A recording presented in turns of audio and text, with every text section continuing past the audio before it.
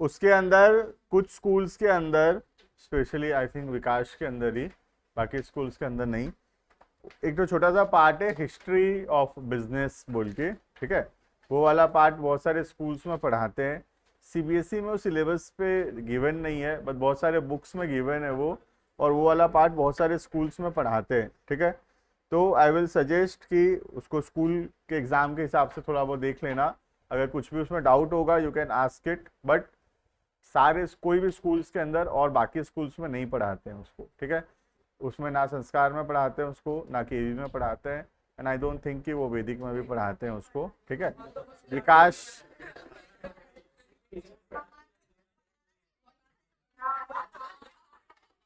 वो खाली विकास में पढ़ाते हैं, है ना, तो उसको देख लेंगे।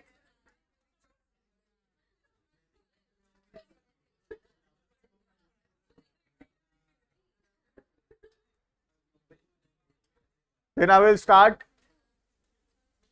Formation of a joint stock company, ठीक है। चैप्टर बहुत बड़ा चैप्टर है, उसका मैं कुछ कर नहीं सकता, ठीक है। इसमें अभी बहुत सारा टॉपिक बचा हुआ है अभी, ठीक है। एक बीच में कोऑपरेटिव सोसाइटी भी बचा हुआ है, ठीक है। तो एक हो गया ये formation of a joint stock company. बातचीत बंद थोड़ा, लव इधर, लोकेश फोन अंदर,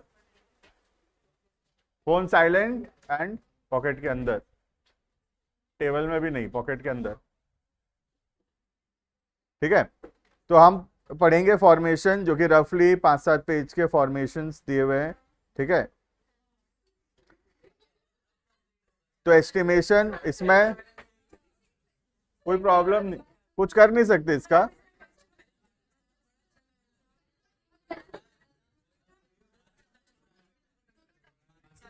बहुत छोटा, मैं तुमको एक एग्जांपल बता रहा हूं। चैप्टर 2 जितना बड़ा है, चैप्टर 3, 4 और 5 मिला के उतना होगा, ठीक है। तो हाँ, और कितना चैप्टर सिलेबस, पूरा सिलेबस होगा क्या, ठीक है। तो start formation of a joint stock company, ठीक है।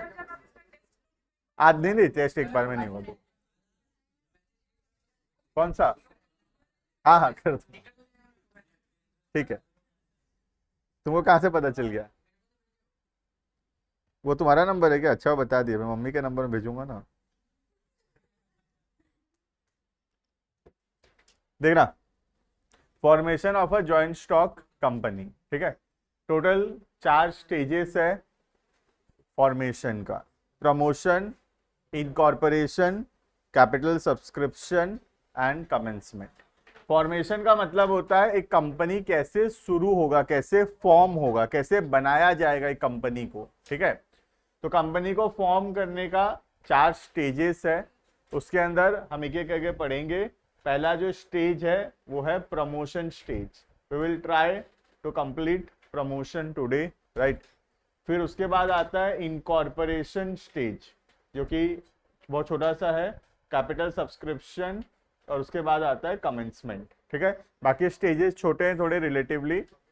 उसके बाद आता है important documents for the formation of a company, जिसके अंदर 3 इंपॉर्टेंट डॉक्यूमेंट्स है: एमओए, एओए एंड प्रोस्पेक्टस, ठीक है।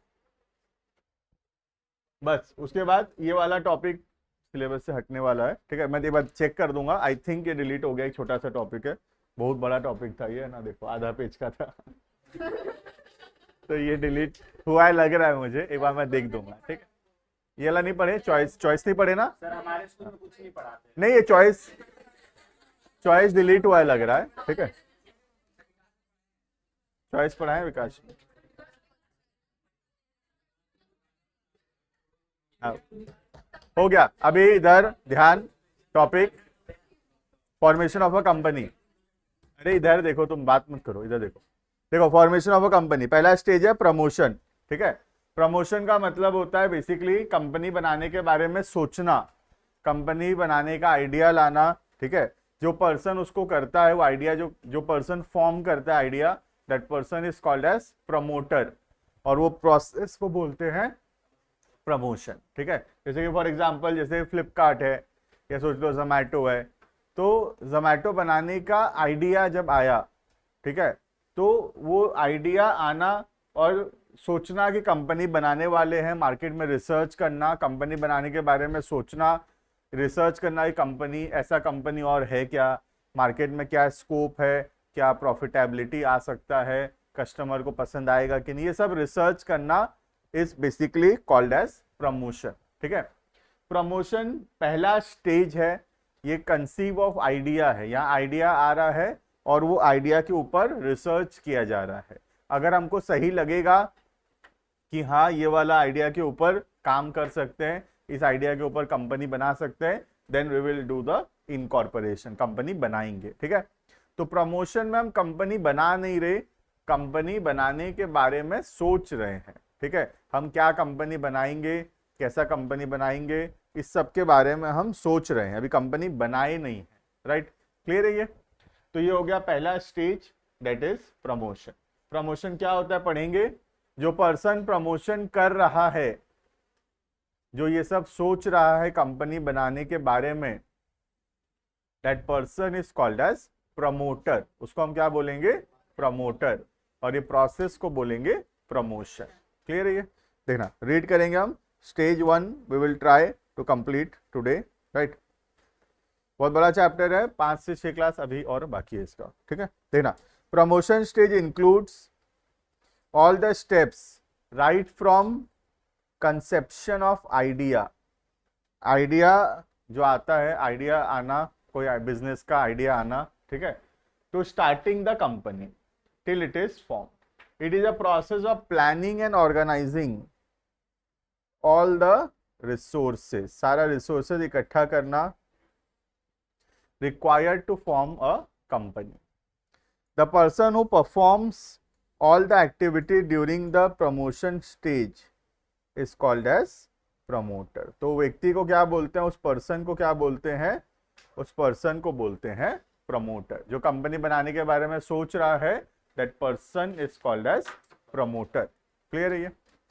The promoter conceives the business idea and takes all the initiative, initiative मतलब कोशिश करना, efforts डालना, to form a company। Promoter can be an individual, एक पर्सन प्रमोटर हो सकता है, या फिर अ ग्रुप ऑफ पर्सन, बहुत सारे लोग मिलकर हो सकता है बिजनेस शुरू करने के बारे में सोच रहे हैं। मैं अकेला भी हो सकता है कोई बिजनेस स्टार्ट करने के बारे में सोच रहा हूं, या फिर ऐसा भी हो सकता है कि हम बहुत सारे लोग मिलकर एक बिजनेस शुरू करने के बारे में सोच रहे हैं। क्लियर है? देखना, स्टेजेस हम पढ़ेंगे, क्या क्या स्टेजेस है, क्या क्या स्टेप्स है प्रमोशन के अंदर। सबसे पहला जो स्टेप है, that is identification of a business opportunity. हमको एक बिजनेस अपॉर्चुनिटी आइडेंटिफाई करना पड़ेगा। मार्केट में क्या टाइप का बिजनेस चलने वाला है, ये पहले से सोचना पड़ेगा। ठीक है, आज कोई भी पर्सन कोई भी काम कर रहा है, तो पहले वो जरूर रिसर्च किया होगा कि ये टाइप ऑफ बिजनेस क्या मार्केट में चलेगा। अगर उसको लगा कि हाँ ये टाइप ऑफ बिजनेस मार्केट में चलेगा, तब तो वो बिजनेस वो करेगा, वरना वो बिजनेस वो क्यों करेगा। राइट, तो पहला स्टेप है मार्केट का अपॉर्चुनिटी को फाइंड आउट करना। मार्केट में क्या चीज का स्कोप है, कौन सा टाइप ऑफ बिजनेस जो है वो चल सकता है, ये सब के बारे में रिसर्च करना। राइट, जैसे सोचो जोमेटो देखा कि लोगों को प्रॉब्लम हो रहा है फूड रेस्टोरेंट से मंगाने में। हमारे बरगढ़ में उतना प्रॉब्लम नहीं है, छोटा सा जगह है, 1-2 किलोमीटर का रेडियस में सब रेस्टोरेंट मिल जाएंगे, तो हम जाके ला सकते हैं। 2-4 किलोमीटर में हम स्कूटी में भी जा सकते हैं, 5-10 मिनट लगेगा। But in big cities traffic इतना ज़्यादा है कि एक जगह से दूसरी जगह जाने में बहुत समय लगता है। तो अब वहाँ पे अगर एक पर्सन दूसरे 2 किलोमीटर दूर रेस्टोरेंट से ऑर्डर करना चाहता है और वो खुद जाएगा, तो उसमें 2 घंटा उसका वेस्ट हो जाएगा, तो उसके चक्कर में वो ऑर्डर कर नहीं रहा। बट जोमेटो ये प्रॉब्लम को आइडेंटिफाई किया कि मार्केट में ये प्रॉब्लम है, अब इस प्रॉब्लम का सॉल्यूशन निकाला। राइट, तो कोई भी बिजनेस जो है एक प्रॉब्लम का सॉल्यूशन है। Every business is a solution to a market problem. Market में एक प्रॉब्लम है, एक असुविधा है, कस्टमर को कुछ प्रॉब्लम्स हो रहे हैं, उन प्रॉब्लम को अगर हम सॉल्व कर सकते हैं, then there is an opportunity. Right, अब जैसे ओला देखा कि लोगों को कैब बुक करने में प्रॉब्लम हो रहा है, तो कैब सर्विस तो कैब बुक करना online is a solving a problem, एक प्रॉब्लम को सॉल्व किया जा रहा है, ठीक है। पहले टैक्सी ड्राइवर क्या कहते थे, बुकिंग ले लिए, टाइम पे आए नहीं आए वी डोंट नो, राइट। अभी भी जैसे बरगढ़ में अब हम किसी को कैब अगर किसी को करना है, किसी को कार बुक करना है, अब वो गाड़ी वाला का नंबर खोजो, टैक्सी स्टैंड जाओ, या फिर किसी से पूछो ये गाड़ी वाला का नंबर रखा है क्या, वो नंबर देगा तो तुम कॉल करोगे, बुक करोगे, टाइम पे वो आएगा नहीं आएगा पता नहीं, ठीक है। टाइम पे 12 रुपये बोला होगा, ट्रिप खत्म होने के बाद ज़्यादा बोलेगा, कम भी ज़्यादा बोलेगा तो फिर हमको टाइम पर सकता देना पड़े, तो इतना देर इतना से आगे नहीं जाऊंगा बोलेगा, कभी कुछ भी, इतना सारा प्रॉब्लम्स हो सकता है। बट ओला जो है इन प्रॉब्लम को सॉल्व किया, that is a business opportunity, right. तो बिजनेस अपॉर्चुनिटी का मतलब है मार्केट में एक प्रॉब्लम है, उस प्रॉब्लम को अगर हम इफेक्टिवली सॉल्व कर सकते हैं, प्रॉफिटेबली सॉल्व कर सकते हैं, then there is a business opportunity. Clear है पहला पहला point, identification of a business opportunity. The promotion stage begins with the discovery of an idea to set up a business. The promoter identifies the profitability of the idea. हम किसके बारे में सोचते हैं कि ये आइडिया प्रॉफिटेबल है कि नहीं, हमारा व्यापार बनेगा कि नहीं, इसमें बिजनेस बनेगा कि नहीं, पैसा कमाई होगा कि नहीं, इसके बारे में सोचते हैं। अगर मुझे लगेगा कि नहीं इस आइडिया में प्रॉब्लम तो सॉल्व होगा लेकिन पैसा कमाई नहीं होगा, तो मैं वो काम करूंगा क्या, नहीं करूंगा। तो हमको देखने का जरूरत है कि इससे पैसा प्रॉफिटेबल होंगे कि नहीं, पैसा कमाई होगा या फिर नहीं, ठीक है। By analysing the opportunity available in that area, बातचीत नहीं। The promoter also analyses the various resources required, क्या क्या रिसोर्सेस का जरूरत पड़ेगा, अमाउंट ऑफ कैपिटल रिक्वायर्ड, कितना पैसा का जरूरत पड़ेगा, and degree of risk involve, कितना रिस्क है, राइट। ये सब चीज का एनालाइज कर दे। कितना पैसा चाहिए जानना जरूरी है। आज मेरे को बहुत बड़ा बड़ा आइडिया है मेरे पास, लेकिन उसको एग्जीक्यूट करने के लिए अभी 100 करोड़ रुपए चाहिए, तो कैन नॉट बी एग्जीक्यूटेड। बात समझ में आ रहा है। तो I have a good idea, I have a good business opportunity, मैं एक बहुत बड़ा बिजनेस बना सकता हूँ, मेरे पास आइडिया है, मैं उसमें प्रॉफिटेबल ला कर सकता हूँ उसको, तो उसको करने के लिए इतना पैसा चाहिए कि मेरे पास उतना पैसा नहीं है। बस समझ में आ रहा है। तो हमको देखना पड़ेगा कि जो हम बिजनेस करने का सोच रहे हैं उसमें कितना क्या रिसोर्सेज चाहिए, कितना पैसा चाहिए, कितना रिस्क है, ये सब हमको एनालाइज करना पड़ेगा। अगर हमारे रिसोर्सेज के हिसाब से है, हमारे पैसा जितना हम लगा सकते हैं उसके हिसाब से है, तो फिर हम उसको कर सकते हैं, राइट। अब मुझे लग रहा है हॉस्पिटल खोलने से तो बहुत पैसा कमाई होगा, लेकिन हॉस्पिटल खोलने के लिए उतना पैसा ही नहीं है। प्रॉब्लम क्या है, आइडिया का प्रॉब्लम नहीं है, आइडिया के साथ साथ उस आइडिया को एग्जीक्यूट करने के लिए उतना रिसोर्सेस और उतना मनी भी होने का जरूरत है, राइट। क्लियर है ये। Next point number 2, second step आता है फिजिबिलिटी स्टडी। फिजिबिलिटी का मतलब होता है कि कोई आइडिया के बारे में डिटेल इन्वेस्टिगेशन करना कि ये आइडिया मार्केट में काम करेगा कि नहीं करेगा, ठीक है। कई बार हमको बहुत अच्छा आइडियाज आता है, लेकिन जब हम थोड़ा रिसर्च करते हैं तो हमको पता चलता है कि नहीं ये चीज काम नहीं करेगा, ये इसका रीजन है, ये ऐसे बिजनेस और भी हैं, कंपटीशन है ऑलरेडी बहुत बड़ा, या फिर इसको करने के लिए जो रिसोर्सेज चाहिए वो है ही नहीं, या इसको करने के लिए बहुत अमाउंट ऑफ लेबर चाहिए, इस एरिया में उतने लेबर नहीं है, ऐसे कोई भी एक प्रॉब्लम हो सकता है। तो फिजिबिलिटी स्टडी ये आइडेंटिफाई करता है कि जो आइडिया हमको आया है स्टेप नंबर 1 में, वो आइडिया प्रैक्टिकली करना पॉसिबल है या फिर नहीं, क्या हम इसको एग्जीक्यूट कर पाएंगे, क्या प्रोडक्शन परचेज सब कुछ मैनेज हो पाएगा। इसमें हम एक्सपर्ट्स का ओपिनियन भी ले सकते हैं, कोई स्पेशल एक्सपर्ट्स हैं, कोई चार्टर्ड अकाउंटेंट हो गया या फिर कोई इंजीनियर हो गया, ऐसे हम किसी का भी ओपिनियन ले सकते हैं। आज बहुत सारे लोग बिजनेस करने के बारे में सोचते हैं, तो आते हैं हमारे ऑफिस में, बताते हैं कि ये बिजनेस करने का हम सोच रहे हैं, आपके हिसाब से कैसा रहेगा। तो क्योंकि हम ऐसे बिजनेसेस और भी हैं हमारे क्लाइंट्स, तो हम बता सकते हैं उनको कि ऐसा बिजनेस अच्छा चल रहा है अभी मार्केट में, इन लोग अच्छा पैसा कमा रहे हैं इसमें, तो यू कैन डू दिस। मैं वो बता सकता हूँ कि नहीं ये वाले बिजनेस अभी बंद हो रहे हैं, इन लोग नहीं चला पा रहे हैं बिजनेस, तो इसमें रिस्क ज्यादा है, इसको मत करो। तो people can give you opinion कि ये बिजनेस चल पाएगा या फिर नहीं, ठीक है। That is called as feasibility study. Clear है what is feasibility study? Feasible मतलब सेंसिबल है कि नहीं, फिजिबल मतलब पॉसिबल है कि नहीं. The word feasible means possible. Feasibility study मतलब इसको कर पाना पॉसिबल है कि नहीं है, इसके बारे में इन्वेस्टिगेशन करना. लगा तो किसी में भी सकते हैं, लेकिन स्पेसिफिकली ये कंपनी के पॉइंट ऑफ व्यू से यहां दिया हुआ है. बाकी हम लगा तो किसी में भी सकते हैं. ठीक है, देखना next.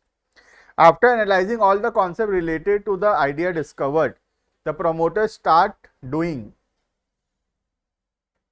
detailed investigation to give practical shape to the idea. He does detailed investigation regarding cost, कितना पैसा लगेगा, profitability, production process, demand, इन सब के बारे में डिटेल इन्वेस्टिगेशन करता है. ठीक है. While doing this, promoter takes the help of specialist और expert.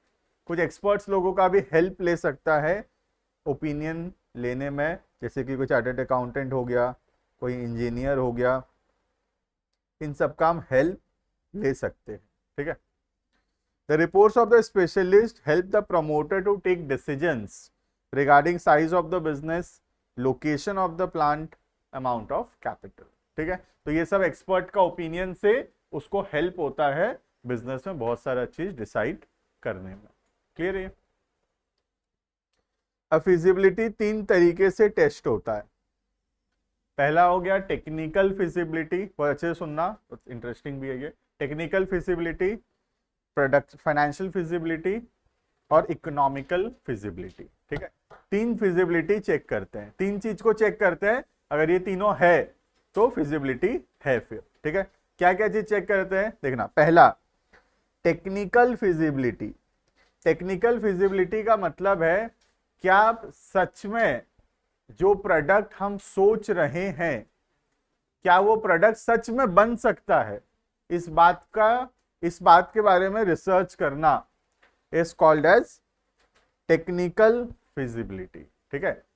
आज मैं कोई भी ऐसा प्रोडक्ट के बारे में, ऐसा प्रोडक्ट बनाने का सोच रहा हूं जो प्रोडक्ट मार्केट में अवेलेबल नहीं है, ऐसा कोई प्रोडक्ट मार्केट में अवेलेबल नहीं है, तो मैं टेक्निकल फिजिबिलिटी में चेक करूंगा कि क्या ऐसा प्रोडक्ट बन सकता है, क्या ऐसा प्रोडक्ट जो मैं सोच रहा हूं, क्या ऐसा प्रोडक्ट बन सकता है रियलिटी में. That is called as technical feasibility. ठीक है.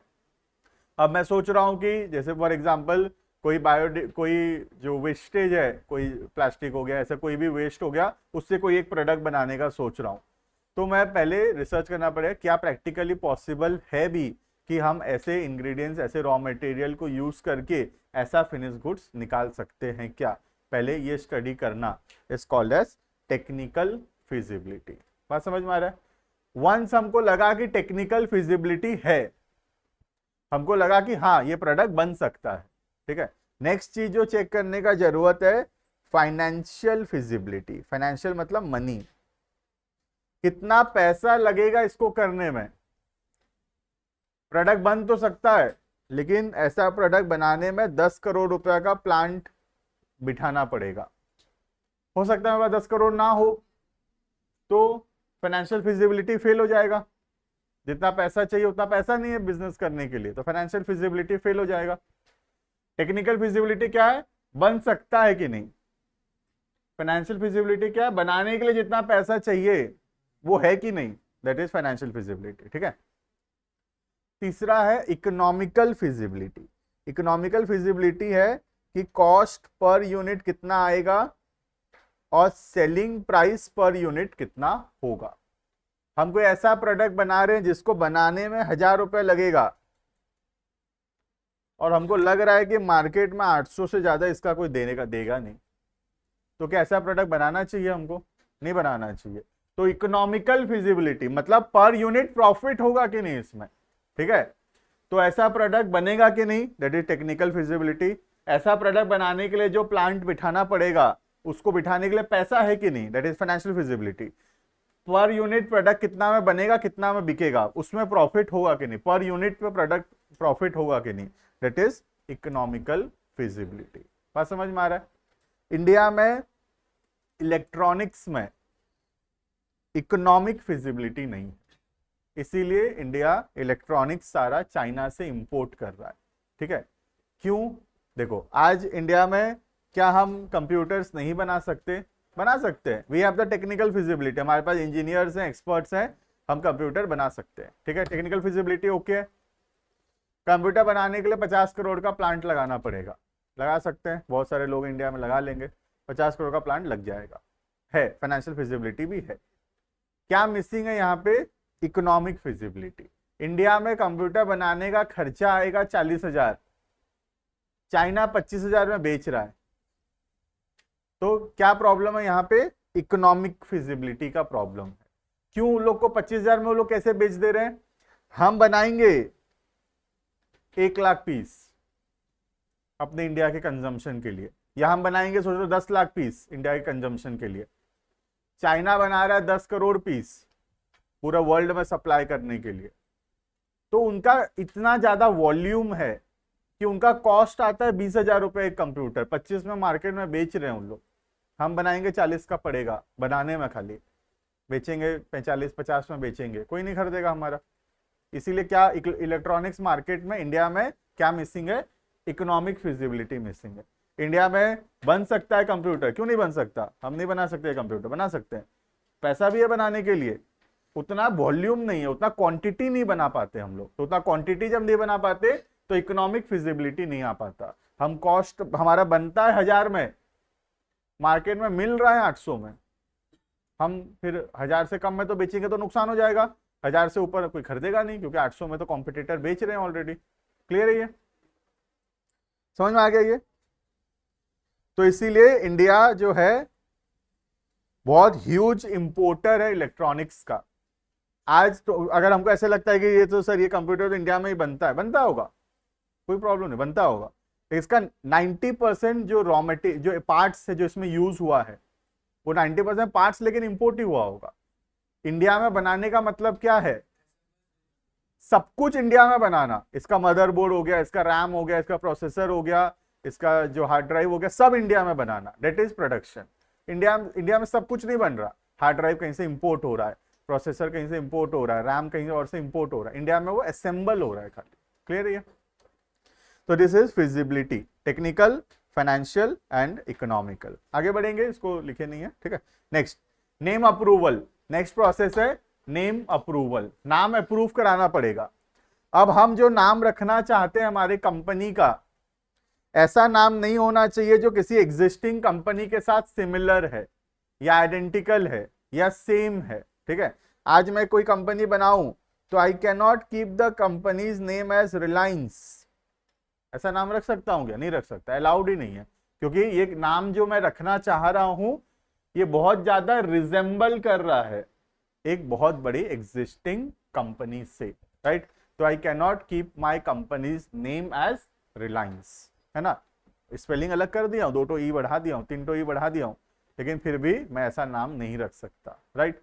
तो नेम अप्रूवल का मतलब है ऐसा नाम सोचना, ऐसा नाम रखना जो कि किसी एग्जिस्टिंग कंपनी से सेम ना हो। सेम मतलब पूरा एग्जैक्ट, या फिर रिजेंबल या आइडेंटिकल मतलब उसके जैसा। ठीक है, तो दोनों नहीं होना चाहिए, ना पूरा सेम होना चाहिए ना आइडेंटिकल होना चाहिए। अगर आइडेंटिकल नाम रखोगे तो फिर वो नाम अप्रूव ही नहीं होगा। ठीक है, गवर्नमेंट उस नाम को अप्रूव करेगा ही नहीं। हम ऐसा नाम नहीं रख सकते। क्यों नहीं रख सकते? क्योंकि कस्टमर इससे कंफ्यूज होता है। आज एक सोच लो अनएजुकेटेड कस्टमर जो इतना पढ़ा लिखा नहीं है, रिलायंस नाम देखेगा, ये तो सोचेगा मुकेश अंबानी का कंपनी है, ये तुम्हारे से रिचार्ज करा लेगा, ये सोच के कि रिलायंस का सिम यूज कर रहा है। या रिलायंस, तुम एक ग्रोसरी दुकान खोल दिए, रिलायंस लिख दिए, गांव का तो आदमी आया तो उसको लगेगा ये तो अंबानी वाला ग्रोसरी दुकान है। समझ रहे हो प्रॉब्लम क्या है? लोग कंफ्यूज होंगे, यही प्रॉब्लम है कि नाम अगर बहुत ज्यादा रिजेंबल करेगा तो people will get confused. Clear? क्या क्या क्या? हाँ, वो इलीगल है। ठीक है, अब जैसे बिस्लेरी है, वो तुम इंस्टा में देखे होगे, ये सब बहुत सारा बिस्लेरी जैसा कंपनीज का नाम है, बट वो सब इलीगल है। अगर वो सब कोई भी बिस्लरी से कंपनी इसको ये करता है, फाइल करता है कोई क्लेम, तो वो ऐसा कंपनी सब बंद हो जाएगा, ठीक है। और वो सब कंपनी भी नहीं है, वो तो ऐसे सोल प्रोप्राइटरशिप या पार्टनरशिप बना बना के वो नाम रख रख के बेच रहे हैं, कंपनी नहीं बनाए होंगे, ठीक है। ठीक है, देखना नेम अप्रूवल इजी है, नेम अप्रूवल नाम सेम नहीं होना चाहिए बस, और क्या। Two companies can not have identical names, it is necessary for every company to get the name approved from the registrar. Registrar एक बोर्ड का नाम है, आरओसी बोलते हैं, registrar of companies, so that it does not match any other company's name, किसी दूसरे company के नाम के साथ मैच नहीं होना चाहिए। Generally company give this name in order of priority to the registrar, जैसे हम 2-3 नाम देते हैं, जो नाम उसमें से अप्रूव होगा वो कंपनी, वो नाम रजिस्ट्रार अलाउ करेगा, ठीक है। प्रायोरिटी देते हैं, पहला, दूसरा, तीसरा। पहला कोशिश रहेगा, पहला मिल जाए तो ठीक है, नहीं मिला तो दूसरा, दूसरा नहीं मिला तो तीसरा, ऐसे, ठीक है। बट आज के दिन में ना ये बंद हो गया है, रियलिटी में बताऊं तो रियल लाइफ के अंदर ये बंद हो गया है 2-3 नाम देना। आजकल क्या होता है, जैसे सोच लो तुम इंस्टाग्राम में एक आईडी खोल रहे हो, तो अगर वो एग्जैक्ट सेम होगा तो दिखाई देगा वहां पे कि ये तो सेम है, मैच कर रहा है बोल के। या जीमेल में एक जीमेल आईडी खोल रहे हो तुम, मेल आईडी एक खोल रहे हो, तो वहां दिखा देगा ये सेम है, थोड़ा नाम वाम बदल बोल के, है ना। वैसे ही आज कंपनी, अगर हम ऑनलाइन अप्लाई कर रहे हैं कंपनी फॉर्मेशन का, नाम डालेंगे ना, दिखा देगा ये तो मैच कर रहा है, इसको बदल लो। तो आजकल ऐसे 2-3 नाम नहीं देना पड़ता, क्योंकि नाम हम जब ऑनलाइन पुट करेंगे, हम क्या नाम रखना चाहते हैं, अगर किसी से मैच कर रहा होगा तो वहीं दिखा देगा कि ये तो मैच कर रहा है, इसको बदल लो बोल के। क्लियर है। Next point number 4, fixing up signatories to the memorandum of association. ये मेमोरेंडम एसोसिएशन में आगे चल के पढ़ेंगे, ये एक डॉक्यूमेंट का नाम है। 3 डॉक्यूमेंट हम पढ़ेंगे, 3 डॉक्यूमेंट में से वन ऑफ द डॉक्यूमेंट का नाम है मेमोरेंडम ऑफ एसोसिएशन, ये रहा, ठीक है। वन ऑफ द डॉक्यूमेंट्स का नेम है, नेम ऑफ द डॉक्यूमेंट है ये, ठीक है। देखना, promoters have to decide about the people who will get signing the memorandum. Usually the signatories of the memorandum becomes the first director. जो memorandum में sign करता है कंपनी बनाते समय, वही बनता है कंपनी का पहला डायरेक्टर, ठीक है। Promoter also take their written consent to act as a director. Director और प्रमोटर में फर्क है, बताया था पहले भी। प्रमोटर तो मालिक हुआ, प्रमोटर खुद सारा डिसीजन नहीं लेता है, डिसीजन लेने के लिए रखता है एक पर्सन को, दैट इज डायरेक्टर। स्कूल में एक हो गया डायरेक्टर, एक हो गया chairman. Chairman is the owner, chairman has kept director for the purpose of taking decisions, right. Next, appointment of professionals. हमको कुछ एक्सपर्ट लोगों को अपॉइंट करना पड़ता है, उसमें कौन कौन है एक बार मैं मार्क करता हूं, दोनों समझाता हूं क्या होता है। एक हो गया ब्रोकर, दूसरे हो गए अंडर राइटर्स, ठीक है। तीसरे हो गए सॉलिसिटर्स और चौथे हो गए बैंकर्स, ठीक है। 4 लोग अपॉइंट हो रहे हैं, चारों का मीनिंग बता दे रहा हूं, ठीक है। बैंकर तो इजी है, कोई भी बैंक, जैसे एसबीआई हो गया एग्जाम्पल, ठीक है। एक बैंक अपॉइंट करना पड़ेगा, क्योंकि पब्लिक पैसा देगा, शेयर्स खरीदेगा, तो कौन से अकाउंट में आएगा, एक तो बैंक अकाउंट में आना पड़ेगा पैसा, तो एक बैंक में अकाउंट खोलना पड़ेगा, बैंकर हो गया। सॉलिसिटर का मतलब होता है लॉयर, जो कोई कंपनी बनाएगा, डिसीजन लेगा, सारा डॉक्यूमेंट सबमिट करेगा, ये हो गया सॉलिसिटर, मतलब लॉयर, ठीक है। नेक्स्ट हो गया ब्रोकर। ब्रोकर मतलब मिडिलमैन, जो हमारा शेयर्स को बिकवाएगा, इसका जिम्मेदारी है हमारा सारा शेयर, ठीक है। जैसे एग्जांपल देता हूँ मिडिलमैन का, तुम एग्जांपल लिख लो मिडिलमैन का। तुम अगर थोड़ा बहुत ये चलाते होगे, अगर ट्रेडिंग करते होगे कुछ, तो जैसे शेर खान हो गया, जो डीमैट कंपनीज आ रहे हैं, जैसे ग्रो हो गया, अपस्टॉक हो गया, है ना, एंजल वन हो गया, जीरोधा हो गया, ये सब ब्रोकर हुए, ठीक है।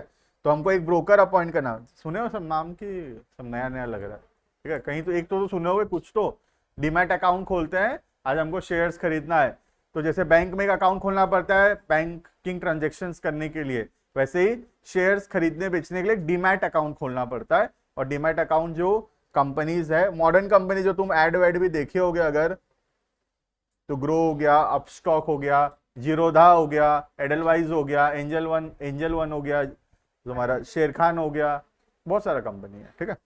नेक्स्ट अंडर राइटर को लिखना मिडिल मैन, इनका जिम्मेदारी है सारा शेयर बिकवाने का, ठीक है।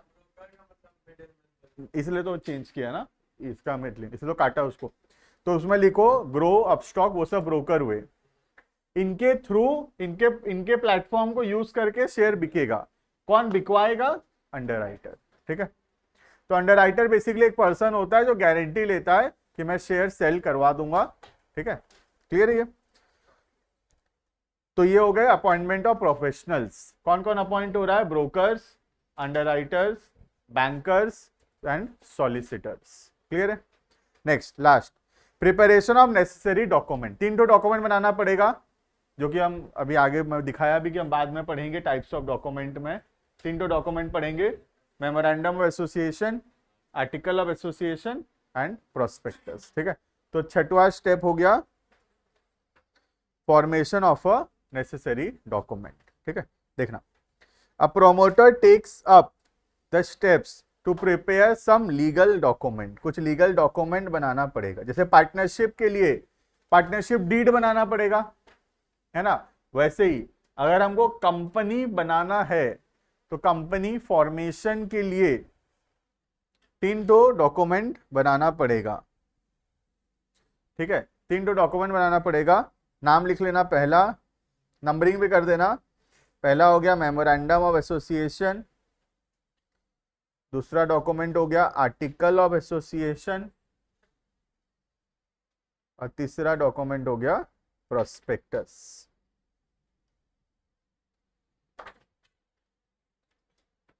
क्लियर है ये?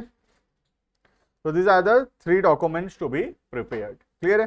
तो this is the step 1 of the promotion. Formation के अंदर पहला स्टेज कंप्लीटेड है, प्रमोशन, ठीक है। अभी मैं रफली बता दूं कितना लगेगा estimation, class number of classes estimated. एक ये इनकॉर्पोरेशन, कैपिटल सब्सक्रिप्शन और कमेंसमेंट, ये छोटा सा है, ये 1 क्लास लगेगा, ठीक है। उसके बाद टाइप्स ऑफ डॉक्यूमेंट जो है वो रफली 2 क्लास लगेगा, डॉक्यूमेंट 2 क्लास लगेगा। तो 3 क्लास हुआ कंपनी में, और कोऑपरेटिव में कम से कम 2 क्लास लगेगा, तो 5 क्लास और कम से कम लगेगा इस चैप्टर में, ठीक है। चैप्टर का जब टेस्ट होगा पार्ट्स में होगा, 2 पार्ट करके टेस्ट रखेंगे, अभी नहीं बाद में। Online students can live. Shreyas CEO type of director ही है,